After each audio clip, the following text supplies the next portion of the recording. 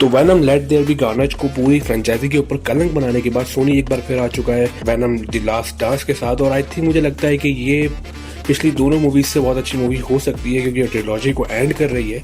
और दूसरा ये बात भी बताया जा रहा है कि इसके नाम की तरह ये वाकई वेनम का आखिरी डांस होगा, क्योंकि इस मूवी के बाद टॉम हार्डी शायद ये कैरेक्टर छोड़ दें और हमें एक नए किस्म का वेनम एमसीयू में या शायद यहीं पर सेटअप होता हुआ दिखाई दे। तो उसका ट्रेलर आ चुका है, तो चलिए इसके ट्रेलर पे बात करते हैं। मैं हूं शजीर, जो आप देख रहे हैं फैक्ट से चेरी। तो ये वीडियो शुरू कर। तो वेनम द लास्ट डांस जो है, पहले उसके बारे में कुछ रूमर्स इस तरह के चल रहे थे कि उसकी स्टोरी जो है वो शायद लीक हो गई है, और लोग इस थ्योरी को प्रेडिक्ट कर रहे थे कि मूवी में हमें एक 8 साल का बहुत छोटा स्पाइडरमैन दिखाई देगा जिसको ऑलरेडी स्पाइडर से एलर्जी होगी। और ये चीज बहुत सारे लोग फैंस को समझ में नहीं आई थी। बहुत सारे फैंस इस चीज के ऊपर नाराज थे कि अगर इस तरह की स्टोरी वेनम के पार्ट 3 में दिखाई जाएगी तो वेनम जो है वो कहीं ना कहीं अपनी पोटेंशियल खो देगा और उस मूवी में इतना मजा नहीं आएगा। लेकिन ट्रेलर को देख के ऐसा नहीं लग रहा। ट्रेलर में शायद कुछ ऐसे मूवमेंट्स हैं जहाँ पे कुछ लोग एक्सपेक्ट कर रहे हैं कि इसमें हमें पीटर पार्कर छोटा दिखाया गया इसमें आर्ट में, और आई थिंक उसकी माँ भी दिखाई दी है। बट मुझे भी इस बारे में कोई कंफर्मेशन नहीं हो रहा। मुझे लग रहा है कि उस तरह का कोई सीन है। ट्रेलर के मुताबिक जो पूरी स्टोरी है वो शायद इस तरह की है कि वेनम जो है वो एक किस्म की एजेंसी से भागता फिर रहा है। पूरे के पूरे ट्रेलर में मुझे वो चीज कहीं भी नहीं दिखाई दी गई जो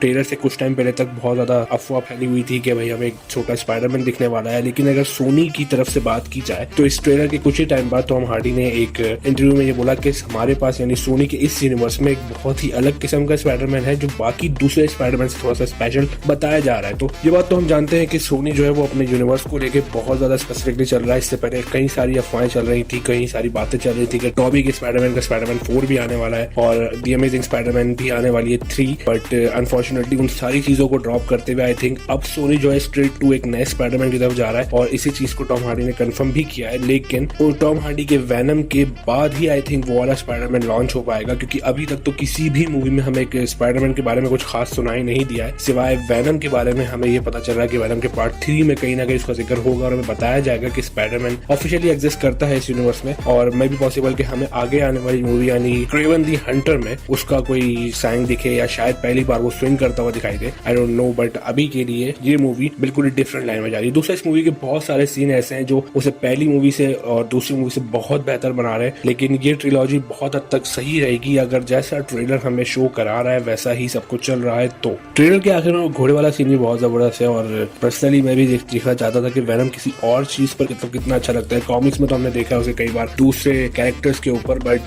किसी एनिमल के ऊपर पहली बार ही देखा है मैंने पर्सनली, और मुझे बड़ा जबरदस्त लगा वो सीन। पूरी सीक्वेंस बड़ी जबरदस्त थी, बहुत अच्छी ही थी। बट ये चीज भी हमें माननी चाहिए कि अभी के लिए सिर्फ एक सिम्बायोट के अलावा हमारे पास टॉक्सिक भी कंफर्म है। टॉक्सिक भी वही सिम्बायोट है जो हमें लेट देयर बी कार्नेज में दिखाई दिया गया था, जो डिटेक्टिव के अंदर चला गया था। जो सिम्बायोट वर्स जो हमने देखा था उस किस्म की कोई छोटी सी फाइट दिखाई दी जाए। वो प्रेडेटर्स भी वहां पे आ रहे हैं वेनम को शिकार करने के लिए, और ये एजेंसी भी उसके पीछे पड़ी हुई है।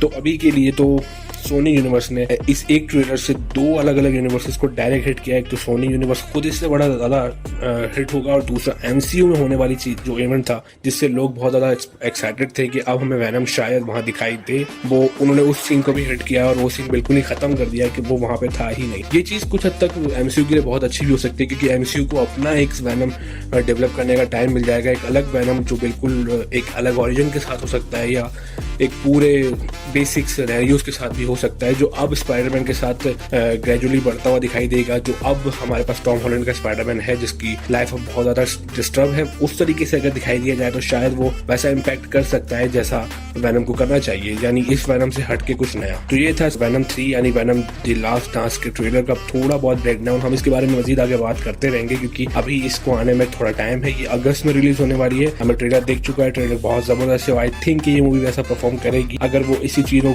जो कुछ ट्रेलर में दिखा रही है उतना कुछ मूवी में हमें दिखाए। तो इसी के साथ इस वीडियो को एंड करते हैं। लाइक कीजिए, शेयर कीजिए, सब्सक्राइब कीजिए मेरे चैनल को। इसी के साथ बाय।